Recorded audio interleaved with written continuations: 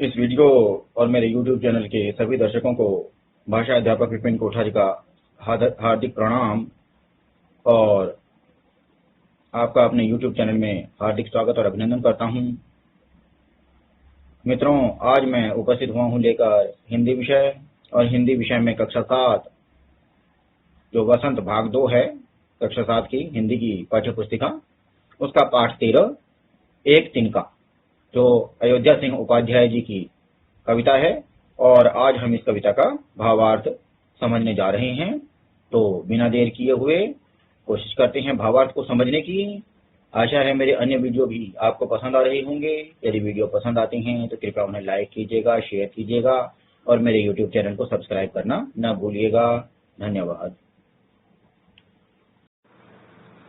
तो मित्रों, पढ़ते हैं कविता एक तिनका, कक्षा 7 पाठ 13 एक तिनका अयोध्या सिंह उपाध्याय। अब पहले तो कविता का वाचन करते हैं। तो देखिए, मैं घमंडों में भरा ऐठा हुआ, एक दिन जब था मुंडेरे पर खड़ा, अचानक दूर से उड़ता हुआ, एक तिनका आंख में मेरी पड़ा। मैं घमंडों में भरा ऐठा हुआ, एक दिन जब था मुंडेरे पर खड़ा, अचानक दूर से उड़ता हुआ, एक तिनका आंख में मेरी पड़ा। मैं झिझक उठा हुआ बेचैन सा, लाल होकर आंख भी दुखने लगी। मैं झिझक उठा हुआ बेचैन सा, लाल होकर आंख भी दुखने लगी। मूठ देने लोग कपड़े की लगे, ऐंठ बेचारी दबे पाँव भगी। मूठ देने लोग कपड़े की लगे, ऐंठ बेचारी दबे पाँव भगी। जब किसी डब से निकल तिनका गया, जब किसी डब से निकल तिनका गया, तब समझने यो मुझे ताने दिए। ऐंठता तू किस लिए इतना रहा, एक तिनका है बहुत तेरे लिए। ऐंठता तू किस लिए इतना रहा, एक तिनका है बहुत तेरे लिए। तो प्यारे बच्चों, इसमें अयोध्या सिंह उपाध्याय जी घमंड पर बात कर रहे हैं। आपने बड़े बुजुर्गों से सुना होगा कि घमंड नहीं करना चाहिए। घमंड तो रावण का भी नहीं रहा जो अपार बलशाली था। तो उसी बात पर कह रहे हैं। तो कविवर कह रहे हैं कि मैं घमंडों में भरा ऐंठा हुआ, मैं ऐंठ कर तन कर और घमंड में भरा हुआ। कहते हैं जब एक दिन मुंडेर पर खड़ा हुआ था। मुंडेर किसी भी दीवार को कह सकते हैं, खेत की मेड़ को कह सकते हैं, छत की मुंडेर को कह सकते हैं। आपने गाना भी सुना होगा, माई ने माई मुंडेर पे तेरी बोल रहा है कागा। तो मुंडेर मुझे लगता है सबको समझ आ रही होगी। तो कहते हैं मैं घमंडों में भरा हुआ ऐंठा हुआ, यानी मैं घमंड में भरकर तन कर एक दिन छत के मुंडेर पर या किसी भी मुंडेर पर आप लिख सकते हैं, मुंडेर पर खड़ा हुआ था। एक दिन जब मुंडेर पर खड़ा हुआ था, तभी कहते हैं कि अचानक हवा में दूर से उड़ता हुआ एक तिनका मेरी आंख में आ गिरा।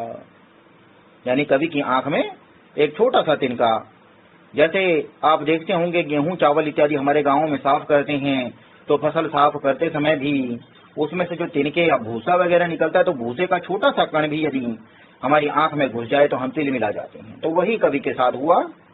वही बात कह रहे हैं कि मैं घमंड में भरकर तन कर एक दिन जब मुंडेर पर खड़ा हुआ था, तो अचानक कहीं दूर से उड़ते हुए एक तिनका हवा में उड़कर आया और अचानक मेरी आंख में गिर गया। अब देखते हैं दूसरे पहरे में क्या हुआ। अब जब तिनका गिर गया तो क्या कहते हैं, मैं झिझक उठा हुआ बेचैन था।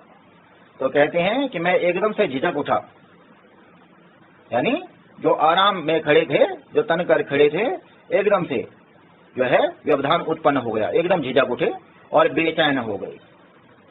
लाल होकर आंख भी दुखने लगी। अब जब आंख में तिनका चुभा है तो दर्द भी हुआ होगा, और दर्द होने से वो क्या कहते हैं कि पीड़ा होने लगी, आंख दुखने लगी और लाल भी हो गई।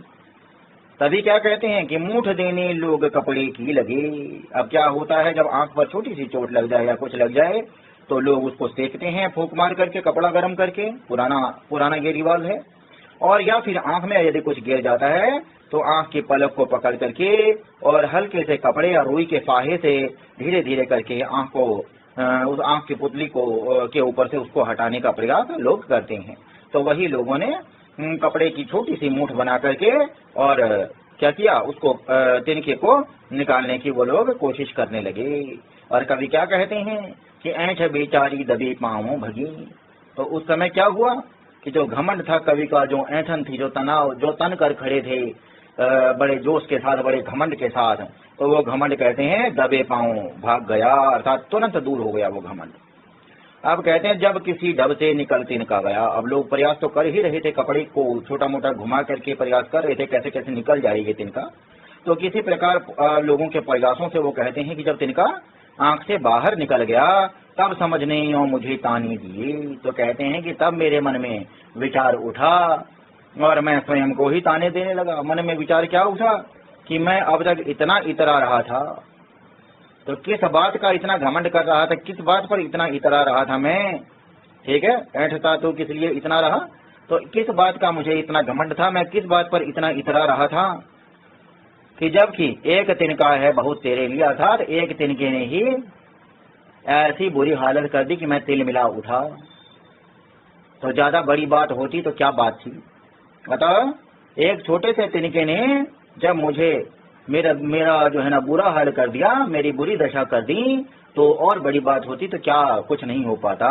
अर्थात कवि कहते हैं कि व्यक्ति को व्यर्थ का घमंड नहीं करना चाहिए, क्योंकि मैंने भी घमंड किया और एक छोटे से तिनके के कारण मैं तिल मिला उठा, मेरी दशा देखने लायक हो गई।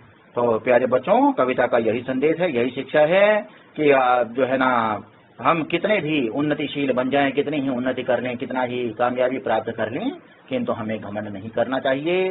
सबके साथ प्रेम से, मेल भाव से, मित्रता के भाव से, प्रेम भाव से रहना चाहिए, सबका आदर करना चाहिए। तो आशा है आपको भावार्थ समझ आया होगा और इस वीडियो को यहीं समाप्त करते हैं। नमस्कार, धन्यवाद, आभार।